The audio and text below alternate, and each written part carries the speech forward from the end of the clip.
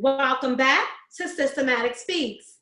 Let's continue our conversation on mental health in today's society. So my next question is, Dr. Hodge, what if I'm angry? How might it be helpful for me to deal with the anger I feel over the racial injustice and the police brutality that we see going on today, not only with George Floyd, but we recently had someone to be killed just on the 13th of June, again in Atlanta. How do we deal with that? Well, one of the things that I would want to highlight first of all is the emotion of anger. A lot of people struggle with the feeling of anger, and sometimes people will feel like it's an unacceptable emotion, or it's an emotion that's going to lead them to be out of control. And when you think about these instances and what has occurred, it is normal that people feel angry. And it's not that we feel angry, but it's what we do with the anger. And when you think about anger, a lot of times anger may be a normal emotion that comes up when we see these racial injustices and we feel angry. But where the anger becomes a problem is when it turns into aggression and it turns into acts of violence. And so when you think about the anger, one of the things that you want to be aware of is, yes, I may feel angry, but how am I going to respond to this anger? What am I going to do that channels this anger into something that's proactive? And so when we feel this anger, we may feel it, but then what are we doing to help us through the anger? Maybe it's becoming a part of the cause. Maybe it's writing to your legislators. Maybe it's forming an organization. Maybe it's becoming a part of protests. So a lot of wonderful causes were sparked out of the anger that people felt, and they figured out a way to channel that anger into ways where they were being proactive and not just reactive. And so we want to make sure that we don't not acknowledge the anger or dismiss the emotion, but we want to make sure that we channel it in healthy and productive ways. Another thing that I would suggest is sometimes people struggle with anger and they just feel like, okay, I'm angry and I'm going to explode. With anger, sometimes as well, you want to pay attention to your warning signs that, maybe you have struggled with anger management problems. It's important to know the cues that your anger is escalating. Some of the things to pay attention to are what are referred to as cognitive cues, your internal dialogue. How does your self-talk get you worked up? Do you have more emotional cues? So sometimes people not only feel angry, but they feel other emotions as well that exacerbate the anger. What are your physical cues? So sometimes, the warning sign for people is when they start to raise their voice, when they start to yell, or, if they're going to maybe potentially hit something. Those are the warning signs that you may need a break. And so we definitely, want to pay attention to all of those things. Or, you feel like you're about to cry. Sometimes that's the warning sign for people.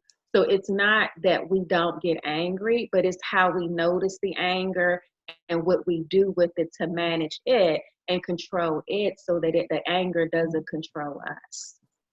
Feelings of anxiety and depression around the death of George Floyd and the recent protests.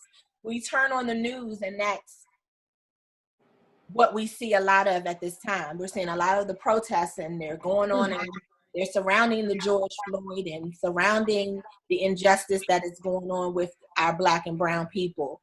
So how do we deal with the anxiety and depression that comes along with seeing that? And, a lot of people are feeling more anxious, more a heightened sense of fear. And one of the suggestions that I would make for people is to pay attention to and think about in the midst of all of this, there's so much that's out of our control. And we can't control, what happens in the world from day to day. We can't control some things that people do, but what we can control are the things that we do and the things that we personally don't do. And this is the time where life seems so out of control. It is important for people to take control of the things that they reasonably can take control of. the things that you can do. And some of those things, when you think about anxiety, is that people will find that they're watching CNN all day, or they're watching social media, they're on their social media all day. That's something that we can control. And because it can have a tendency to get us more anxious, we may need to control the amount of time that we're on a Facebook or Instagram, or that we're watching CNN. We can also control the conversations that we have, the people that we surround ourselves with that may tend to escalate our anxiety or get us worked up. We also, can pay attention to, when you think about anxiety, there's a lot of things that we say to ourselves that spiral our anxiety. So for instance, a lot of anxiety is channeled into a lot of what if thinking. And so people will engage in a lot of, what if this, what if that. You want to pay attention to your internal dialogue and how that internal dialogue may also get you more worked up. Are there things, that you're fearful of, that you're thinking about what if, and how you can channel that into, well, what if things go well? What if I have a good day? What if this bad thing doesn't happen? Paying attention to the shoulds, I should, I ought, I have to. Do you necessarily, or do you want to? And what are the things that you actually want to versus should, have to, and ought to? In the midst of this as well, when you think about anxiety, people are in their head, and a lot of the things that they're thinking in their head, they're thinking about the future. And so people are, what we describe as living in fiction. They're playing out these scenarios, they're playing out these scenes in their head, and people aren't really grounded in the moment. And what you want to think about is, can I get out of my head a bit and into my life? What's happening right now? How can I be present to what I see, what I hear, what I feel, what I notice? And trying to move from being in your head and in your mind and into your actual life. And a lot of people don't realize how, even when having conversations with people, they're still in their head. When they're eating dinner, when they're doing an activity, they're not really present. And trying to be really present to the here and now as a way to ground you and reduce that sense of, what if this happens? How are these things going to play out? But this is what I see. This is what I know in the here and now. Important as well is that we need to make sure that we're doing things to relax. If it means, taking a warm shower, taking a bubble bath, engaging in some relaxing exercise and doing some meditation, but having something in your schedule that helps you to unwind, that helps you to relax. The next suggestion that I would make is that during these times, what you find, because people are anxious, or let's say they're even feeling down, people will have a tendency to self-medicate. And so they may start to engage in things to kind of help reduce the anxiety. And that's what you don't want to do, because once you self-medicate, those feelings will come back. You can't drink the anxiety or the depression away, but you may need to talk to someone about it. You may need to do some other things to help you relax and unwind.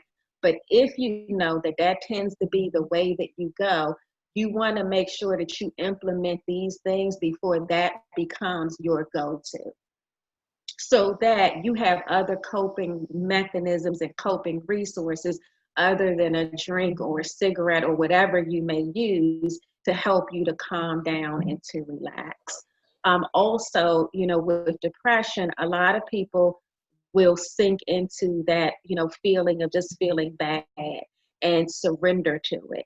And sometimes when you feel yourself in a low mood, you want to try to do things to help move you away from it and not deeper into it. So, getting up, getting out of bed, getting some sunlight, not drawing the shades, not tuning into things that lower your mood, but thinking about things that lift your mood a little. Maybe it's your favorite song. Maybe it's something that you watch on TV. But you want to think about all those things to help you, to bring you away from that feeling and not leading you to just kind of jumping into the well with the depression. But finally, too, talking about it. It's okay to not feel good and to not feel in a good space, and to definitely not keep that to yourself. And people sometimes will walk around smiling, but inside they're feeling so low. And no one knows, and they're not expressing it, they're not talking about it. And so definitely, if all else fails, taking the time to talk to someone about what you're feeling, or even just to shift your mood, to talk about something that gets your mind on something else. Perfect. Brings up a lot of things for me. You know, I noticed that I was glued to CNN. I would watch CNN all day, then I would turn around and leave the TV on all night, not realizing how much, even when you're asleep, all that information is still being processed. Mm-hmm. And so, you know, it took my son saying to me, because I started to be very overzealous with him, you know, be careful when you go to the store. Make sure you do this. Don't stop it. Don't make sure you stop at all the stop signs. And he's like, Mom, we've been doing this all of our lives. You know, now you're just becoming heightened around it. But just realizing how, just being a mother of 2 African-American sons, how it did start to consume me. Every time they moved, where you going? How long you gonna be gone? What time? And 1 minute after they're supposed to be home, I'm dialing the phone. Where are you? How far are you away? You don't realize. And so I thank you for bringing that piece, you know, to our forefront for us to think about, that what we watch every day does begin to start to be a part of your thinking. You don't even understand how much you're processing it. And I also remember feeling angry. And you talked about that as well. You know, I felt angry about what was happening to our African American sons, because that's all I had. You know, and didn't know how to process the anger. Had to think about, you know, I wasn't able to release until the officer got locked up. Then I felt some sense of, okay, I feel that justice might be served. But a charge, it doesn't mean you're going to serve. It doesn't mean you're going to be sentenced. But it was just a little bit of relief for me to know, okay, well, at least they did make the first step. So we talked about, you know, our sons, and, you know, Royalty and I both have sons. One of the questions I would have, Dr. McClure, for you is, how can I talk to my kids about George Floyd, police brutality, protests, being cognizant without making them and putting my anxiety of being an African American mom onto them? What would you recommend? Okay, so you know, any parent that is asking that question, I want to tell that parent that they're already in the right place. They're already in the right mindset. They're already doing the right things of sorts, if that is their mindset at that point. So depending on the age of the child, I sometimes use this with children and adults. I say that you can take almost any feeling in the world and boil them down to these 4. People are either mad, glad, sad, or scared. Mad, glad, sad, or scared. Now, you can take that all the way up into the SAT words, or you can boil it all the way down to mad, glad, sad, and scared. So depending on the age, if it's, you know, 5 and under, maybe 7 and under, you know, you're talking to your child about, you know, you're talking to your child about how they feel, and you talk to them about those 4 words. And so they can select one. Maybe they're scared one day and they're mad the next day, you know, and as you're listening, they might use other words and say, what word, where would that fit? Is that a mad feeling or a sad feeling? Or is that a scared feeling? You're helping your child to identify with what's going on, and you're helping yourself in the process. So I would say that is a real concrete tool to use. Mad, glad, sad, scared, to inform the conversation. I would also suggest that depending on what age your child is that has access to social media, if they have access to social media, then the time for the conversation is now, if that makes sense. Sometimes 7-year-olds have cell phones, and sometimes they don't get them until they're 14 or 15 or 16. So if they're younger and they have that, then it's time to start the conversation, because they are coming across that information. They are seeing the news feeds. They are on YouTube. So to some degree, many of them are going to come across that information. And the mad, glad, sad, scared dynamic is a way to engage that. So I encourage you to use that language back with your children. Now, also because these things are going on, it does not mean that the world is in total chaos. We can turn on the news and social media and would have us to think that, but I can look out my window right now and see birds chirping. So what I'm saying is, take time to identify 3 observations a day of things that are pleasant, positive, engaging. Mom, I took note that there were birds singing outside my window this morning. A mother or father could say to their child, I had extra time today to work on my car, or I worked in my garden today. Whatever those things are.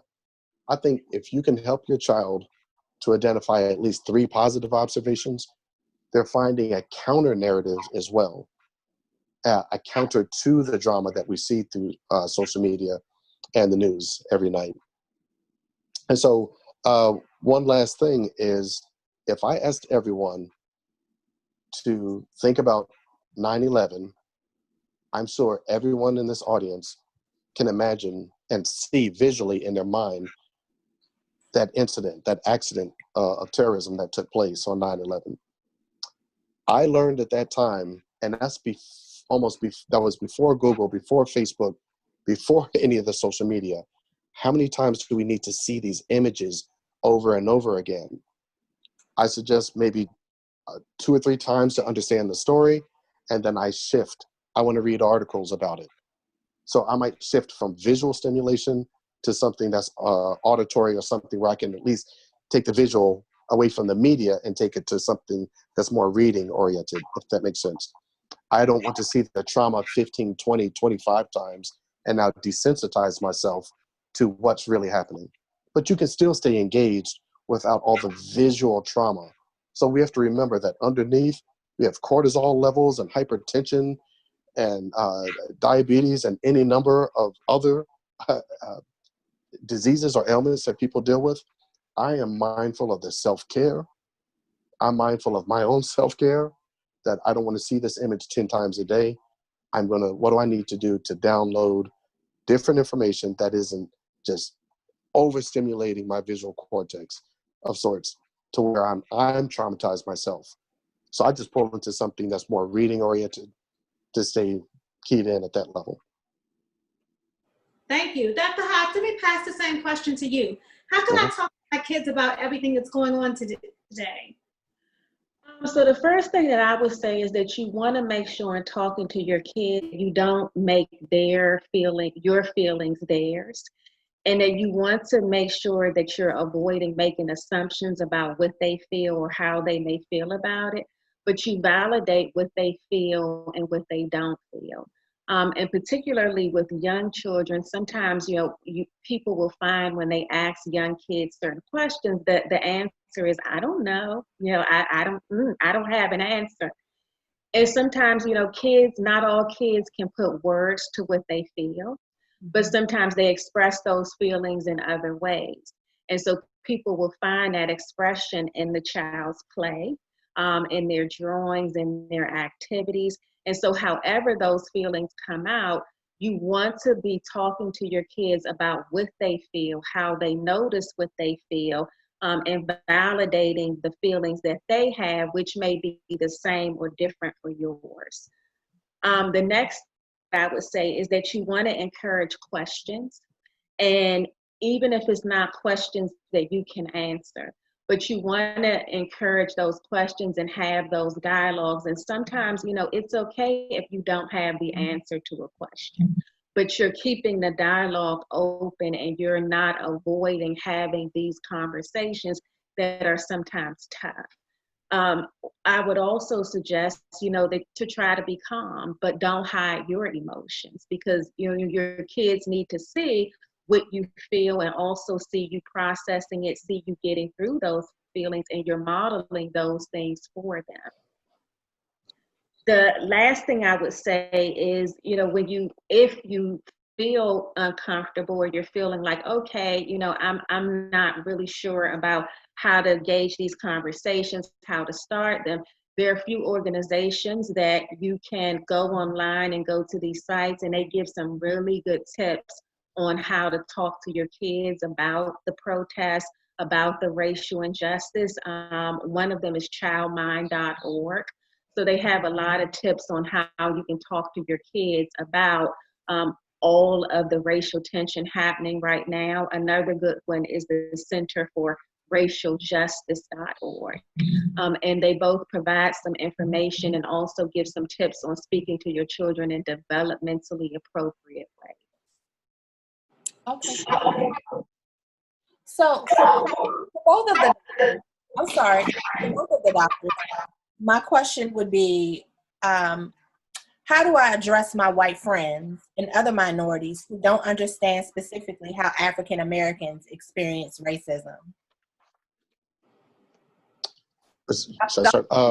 Feel free to start off. Well, so this is real time. This isn't theory talking and necessarily. I'll just say all the theory relevant in this moment. This is the practical application. What I mean by that is, I got a phone call yesterday. I had 2 phone calls Friday and maybe 1 Wednesday from colleagues from outside of our group, from about 3 or 4 white colleagues. And they were calling to check in on me and see how I'm understanding this. And so in real time, I said I wanted to trust my voice. I want to trust that I am experiencing what I'm experiencing, that I'm not acquiescing or holding back from that moment, but that I'm engaging the realness of it. I'm engaging my own experiences. One of the things we can do is validate our experience by speaking it. And we validate other people's experiences by listening to it. I can understand that there can be different contexts, and I can hold those contexts in the same space and wrestle with those thoughts. If we're saying that we're friends, then let's step up and move in and wrestle a bit and educate each other in this. I'm thinking about 2 resources specifically. There is a Unpacking the Invisible Knapsack by Peggy McIntosh. That is a great resource to use if colleagues or friends are going to have that across, different racial or gendered lines of sorts, are going to have these conversations. There is another book that was recently released, and I'm hearing that it's sold out. Even Oprah mentioned it on one of her shows recently, and it's How to Be an Anti-Racist by Dr. Ibram X. Kendi. And I think those are available on Audible as well. And so these are new books to me. I haven't even had a chance to read them yet, but I see myself, if we're going to be in this continued conversation, that I'll say, hey, you pick up this book, I pick up this book, and let's march through it. Let's march through what someone else, a third party, is bringing us. So it's not my bias or someone else's bias. It's a third party scholar looking at these things. It gives us kind of a third party way of unpacking some of these realities. But once again, validate your voice by speaking it. And to me, that is a radical form of mental health of sorts, is to know that your own voice has value and worth, and to speak from that framework. Okay, and Dr. Hodge, what about you? I would say I was having a conversation with someone the other day, and one of the things that was mentioned is, when you think about how we as African Americans deal with discrimination and deal with the racial injustices, that oftentimes, when it's not someone's experience, they have no idea the depth of what we experience and how we experience it. And because of that, you can't understand. And so, for example, many non-minorities, and particularly if they're not African American, don't know what it feels like to be fearful or guarded when you get pulled over by a police officer, and feeling afraid because it's just absolutely not their experience. Sometimes, being profiled, not knowing what it's like to be walking down the street or walk in the store and people are following you and walking behind you just because of the color of your skin. And interestingly, in hearing other minorities like Indian, Asian, or even Hispanic people, not really connecting to that experience the way that we experience it.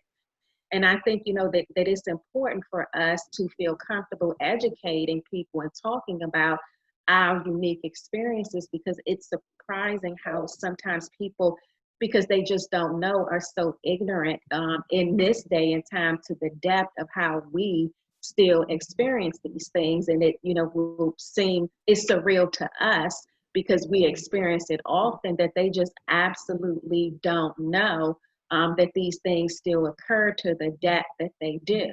And so I think that it's important that, we talk about these things to our friends of other ethnicities who genuinely sometimes don't get it. But they want to know, but they just don't understand. And sometimes, there are people that will never understand. They'll never get it because they've never experienced it, but they may be able to empathize with the fact that this is your experience, even though I don't understand this.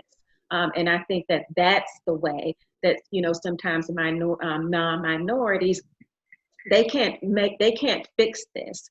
They can't, make us feel better, but what they can sometimes do is empathize with the fact that this is our experience. Perfect. Thank you so much.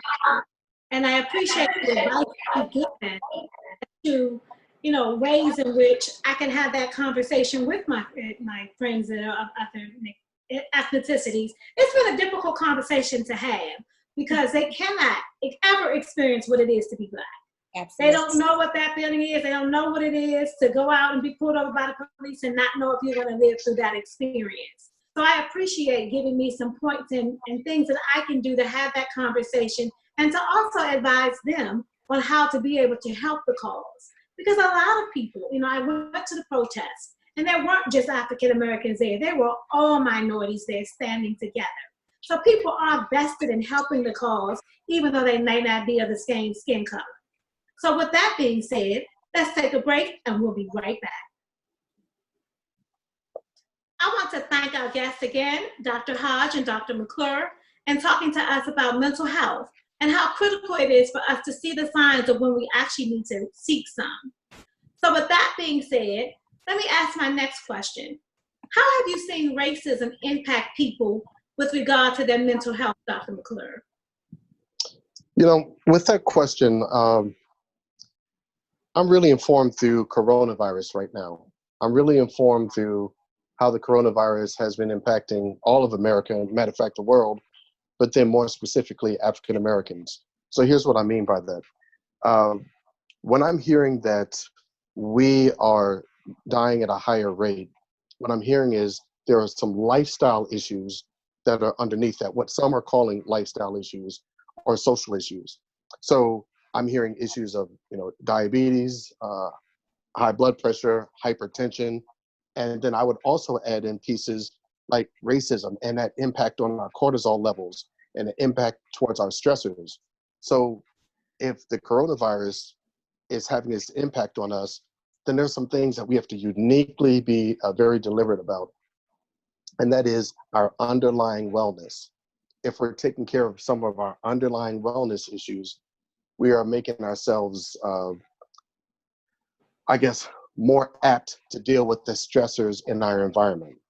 I don't mean that as a total statement, but that's one of the things I'm highlighting, my own wellness, exercise, eating healthy. One of the things that I've considered since this coronavirus is even looking at the meal prep plans and having healthy vegan and vegetarian options shipped to me. Why? Because I want to be aware of the underlying issues that could be impacting my health and even my mental health. So if I'm eating healthier, I'm exercising, I'm focused on wellness and engagement with my community and support groups, I'm putting myself in a better place, not only to deal with coronavirus, but I'm putting myself in a better place to deal with the stressors on the news every night and to deal with the stressors of seeing African-American men shot down in this manner and the stressors that are associated with it and the rioting that's associated with that. So I want to constantly be aware of the underlying issues that are always sitting there impacting either coronavirus, racism, social issues, and the like. Absolutely. Great answer. Great answer. Dr. Hodge, Is it wrong for me to feel numb and avoidant of what's going on? No, it is not. There are a lot of people who, in this instance, may describe feeling numb. And when you think about feeling numb, it could be a manifestation of feeling overwhelmed and exhausted.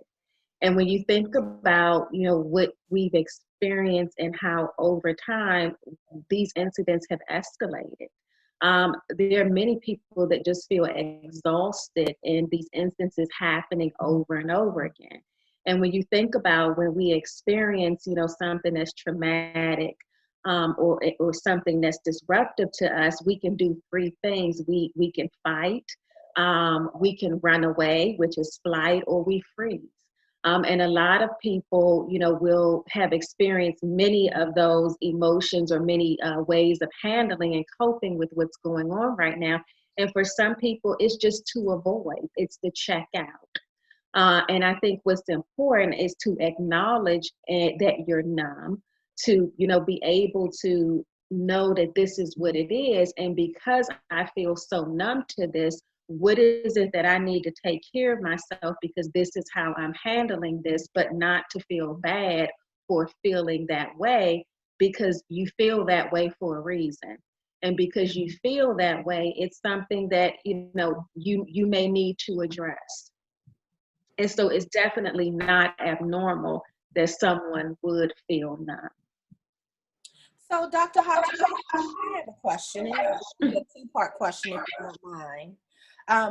What is racial battle fatigue, and how might I know if I'm experiencing it?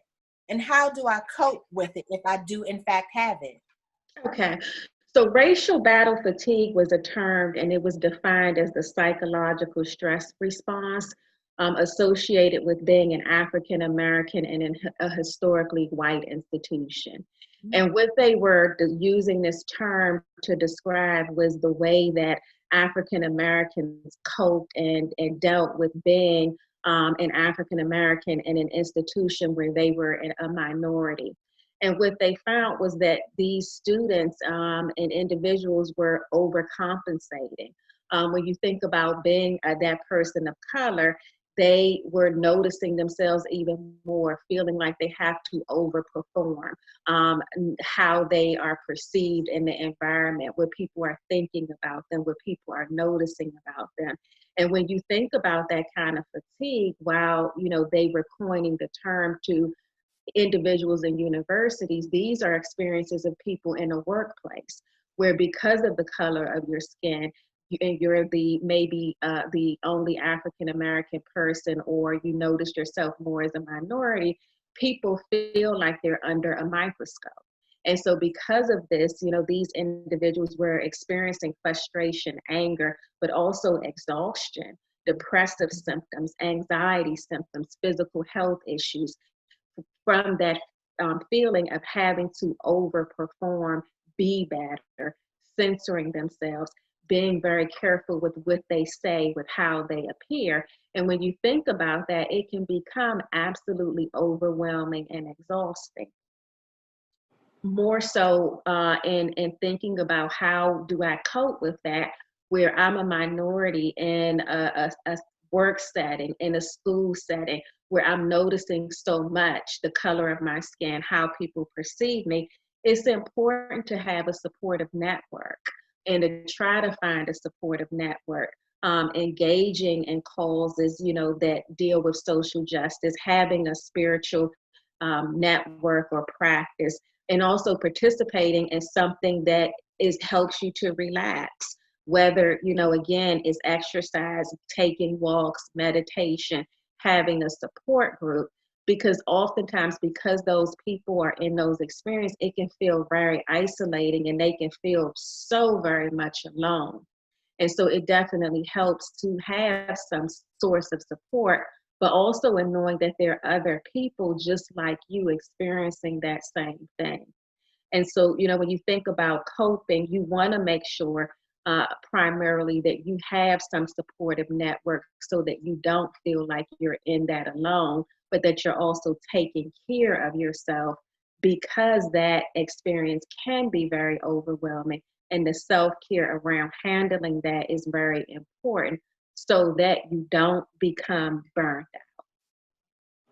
Absolutely. Absolutely. We all have to be cautious of burnout and making sure that we are seeing the signs to that as it comes forward. So, Dr. McClure, what advice would you give African American males about how to cope with the angst with dealing with law enforcement? Okay. I'm reminded of a quote by a gentleman, or author named Neely Fuller, and he says, expect to be insulted in an insulting system because the system of racism is insulting. Now, don't accept it, but maybe at times expect it. Here's what I gathered from that quote. When we find ourselves in these situations where someone is maybe addressing you in a store or calling you outside of your name, or you know you're being followed, or you know that you're being profiled, then recognize that in that moment, you know you're feeling insulted. So your blood pressure of sorts begins to rise, your anger begins to rise. So by the time you're confronted, you're already elevated at that point, and elevated to the point where, law enforcement can now put hands on you or handcuffs of sorts. So I look at it that I want to be in the mode of responding. I want to keep myself in the mode of responding, and I would encourage African American males, and as well as women as well, to keep themselves in the mode of responding, which means you're focused on yourself, you're focused on your goal, which is to get back home, and maybe to deal with this back in the courtroom or redress it through a phone call or other means, as opposed to reacting, because sometimes the situations might put someone in a position to where they're now in this heightened sense, and they're reacting from that heightened sense. And that heightened sense says, okay, this person is now out of control, I can cuff them, because now at this point they're feeling insulted to some degree. I've had a number of experiences myself where I can feel the disrespect coming, and if I don't regulate that mode within myself, a reactive side can come out. So I want to respond because I have sons to get home to, and I have a life to live, and I've got work to do.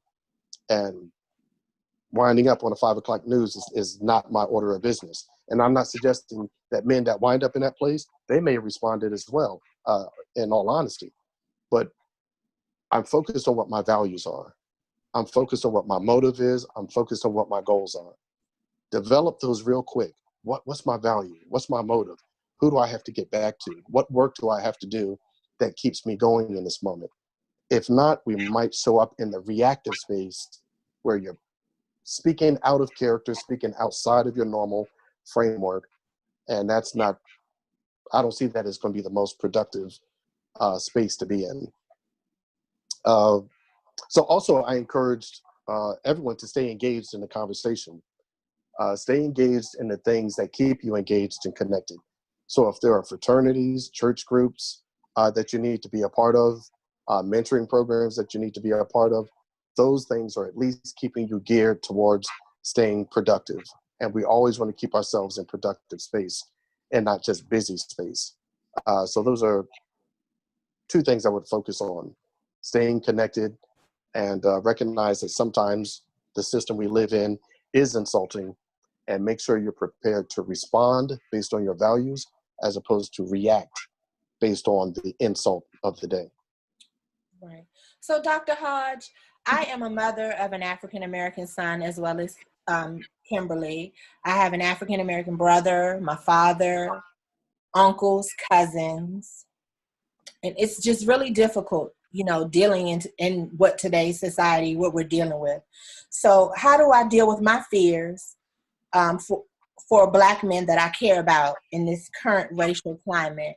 How do I, get myself comfortable with my husband being away from me or my son being away from me, doing just everyday things that they need to do: work, go to school, go out and play, be with their friends? Mm-hmm. And again, in this world with everything that's going on, we don't have total control. But I think, the things that we can take control of, we should take control of. And one of those things is making sure that we have conversations about our concerns, about our fears, and that we have those dialogues. Because I think, again, sometimes people assume, oh, you know how to be safe, or you're going to be careful. And I think that it's important to talk to those men in our lives about the fears that we have for them, but then also opening up the dialogue where they can actually talk to us. Because I think, too, sometimes we assume that, men are feeling a certain way, or, sometimes because they don't share emotions, we may think that they don't have them. But talking to them and opening the dialogue to them that it's okay to be fearful. It's okay to be worried. It's okay to be concerned, and having those dialogues about what they're feeling, and also being open to them about what we feel and how we can all support each other, so that, we're aware of what we feel, we're aware of how we can handle ourselves and be helpful to each other around those feelings, and making sure that we make those things a priority. And that it's not an assumption that that I love you, that that I'm concerned, but we're actually saying that, we're actually talking about it, and we're actually making sure that, if we are concerned about our young men going somewhere, that we express that, and that we make sure that they're being careful in regard to their safety. Because sometimes, I think that when we think about young people, they may feel like, I just want to go. They're thinking that they're just going somewhere to have a good time. They're not thinking about someone, looking at them a certain way because of the color of their skin, or what they're wearing, or what they might have. And so we, have to express and have those conversations about safety, about, looking and being careful with your surroundings. And it's not to, be a helicopter parent, or it's not to try to give them a hard time about wanting to go out, but it's about being realistic in the times that we're living in, that they have to take extra precautions to keep themselves safe. And that it's not, because you're trying to be difficult, but it's because you're genuinely concerned for them. And I think that, when they know this, hopefully they'll get it. And that it's not, just about you, but it's about, your mom wanting you to come home, your siblings wanting to grow old with you. And it's about, you realizing your dreams and your potential and your purpose in life, and it not being cut short for something that, could have been avoided. And it's coming from a place of care, but coming from a place of love. And I think, that as mothers, sisters, and aunts and caregivers, it's important for us just, not to just not say anything, but to express those things. Because we have legitimate concerns and emotions around these, our brothers, our husbands, our sons leaving our homes, and wondering, what's happening to them when they're not around us.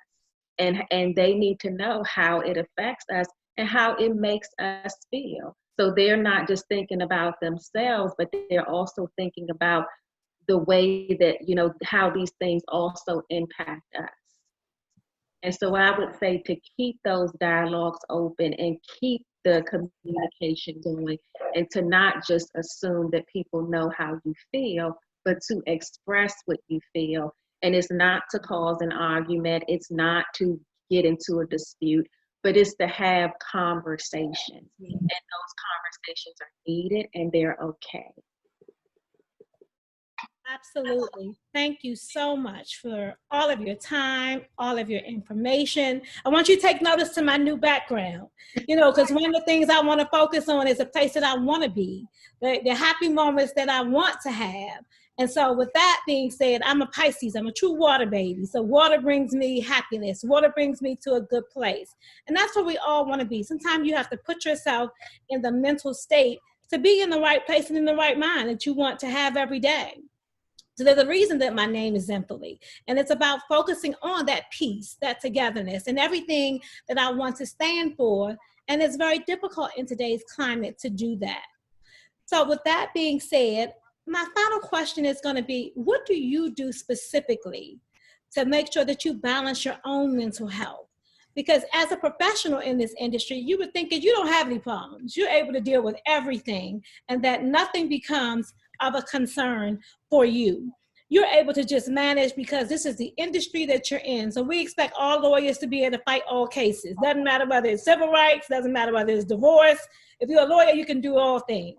So as a licensed mental health therapist, what avenues do you personally seek to balance your life? Dr. Hodge, we're going to let you go first as our lady on the platform, and then Dr. Duane will end, Dr. McClure will end with you. Mm-hmm. You know, so I would say in practice, hearing a lot about trauma and the experiences that people are going through, sometimes it is very heavy. And so I find that I also need an outlet. And it's important for, you know, a mental health provider to have their own therapist or someone that they actually talk to, because every day, you know, you're talking to people that aren't necessarily having positive things happen in their life, and sometimes have experienced very traumatic things, sometimes things that are very hard to hear. And I think that it's important to have an outlet. So that's one of the things that I do. I also, you know, feel that it's important that you need to have some downtime. So once a month, I have to have at least 7 days where it's not about, you know, me doing therapy. It's not about me working, but it's about me having time to relax, to unwind, to refuel, and to have some self-care so that I can continue to do this work from a good mental health space. And I think that that's definitely something that's important. So I make sure that I do cut out that time so that I can have time to check out and to recharge and to make sure that I'm able to then go back and do this work from a place where I'm in a mentally healthy space. And then too, I think it's important to take care of not just your mind, but also your body. So exercise, you know, is another wonderful outlet. I make sure that I have some time to do that at least 3 times a week.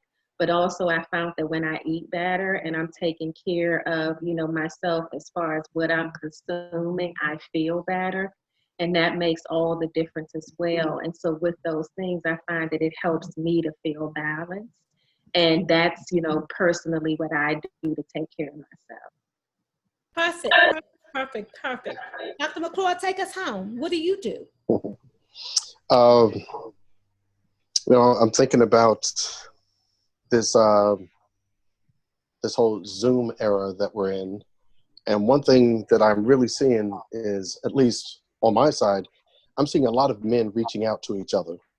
I'm seeing these groups where they might be sitting on the back porch. Everyone's got their Zoom through their phone or whatever their device is. And they might have a glass of wine. They might have a cigar of sorts. Some are just sitting there, and they're finding conversations to engage in. And I've had a group of buddies going back to grad school. We're all clinicians. Some are psychologists, counselors, social workers, pastors. And my best friends over the years have become psychologists and therapists. So whether I want it or not, I'm getting some therapy in there somewhere. So, and I would say that's a unique blessing to be in a field where most of my supports are also in the field. And we reach out to each other and tap in. So if people do not have access to that, I would encourage them to be aware of some of the supports that they might see out on social media. Some of these groups where men and women are engaging around the topic of the day and are finding some kind of solace of sorts, where they're able to say, all right, I'm not crazy. Other people are seeing this too. Other people are having conversations about this. More uniquely, I would say I've learned to engage a bit more in partnership activities. One of the things I've noticed early on is sometimes I had to engage men in therapy over an activity. And so if I had chess or checkers in front of me or a deck of cards, that man will tell you almost anything that's going on in his life, as long as there's an activity going on. So what I've done is I'm making sure that I'm getting out on the golf course.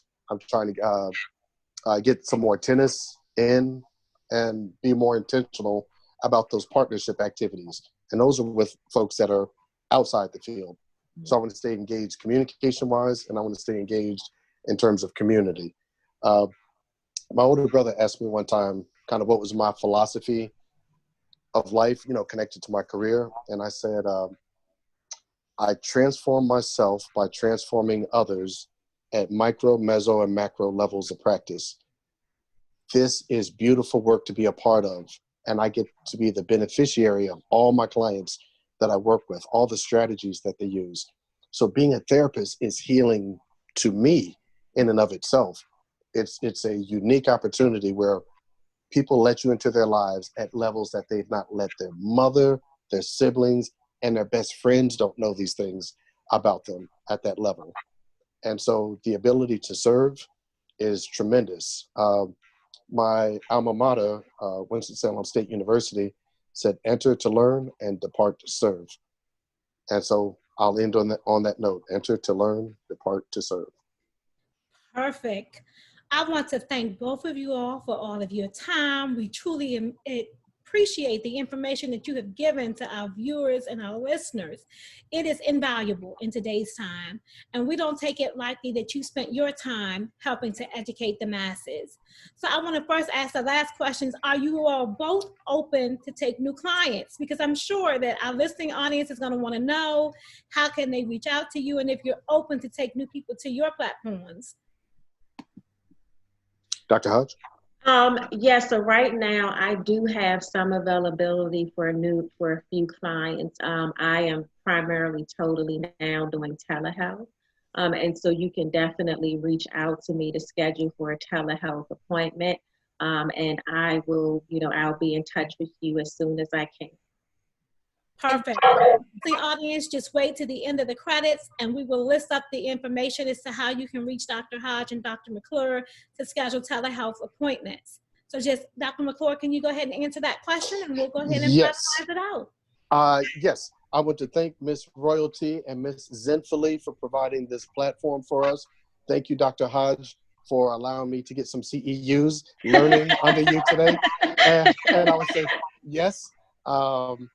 Yes, I do have availability, and I know Ms. Zenfully and Ms. Royalty will lay that out in the credits somewhere for you to contact us. Thank you so much. Reach out, seek the support that you need, tap in. Thank you. All right. Thank you again to our listening and viewing audience. We appreciate you spending your time with us. Yes. We don't take that lightly. Time is just like money. It has major value. So we value the time that you spend. We appreciate you listening to Systematic Speaks as we continue to speak to the generations to come and the generations that are here now. Thank you. And we'll see you next time. Thank you. Thank you.